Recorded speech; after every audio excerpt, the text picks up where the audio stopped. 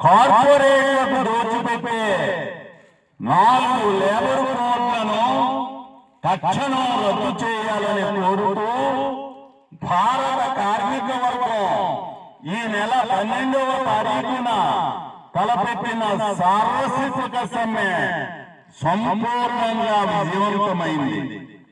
కాశ్మీర్ నుండి కన్యాకుమారి దాకా కార్మిక వర్గం ఏకగళంగా ప్రతిధ్వనించింది. కోట్లాది మంది కార్మికులు, రైతులు, వ్యవసాయ కార్మికులు తమ రోజువారీ విధులను వదిలిపెట్టి వీధుల్లో కదం తొక్కారు.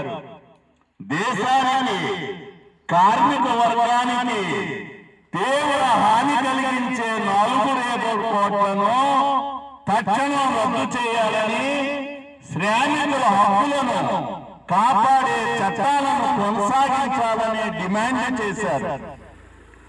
గ్రామీణ పేదలకు ఎంతో ఉపయోగపడుతున్న మహాత్మా గాంధీ ఉపాధి హామీ చట్టాన్ని రద్దు చేసి బీబీ రామ్జీ పేరిట ఉపాధికి తూట్లు పొడవడానికి వ్యతిరేకంగా నినదించారు. వినాశకరమైన విద్యుత్ చట్ట సవరణలను ఉపసంహరించుకోవాలన్నది సమ్మె డిమాండ్లలో మరో ముఖ్యాంశం. ప్రభుత్వ రంగాన్ని ప్రైవేటీకరణ చేయడానికి కార్పొరేట్ మతతత్వ విధానాలతో ఏకపక్షంగా సాగిపోతున్న మోడీ ప్రభుత్వానికి ఈ సమ్మె ఒక హెచ్చరిక. పోరాడదాం, ప్రజాస్వామ్యం, సోషలిజం, దేశ విముక్తి కోసం.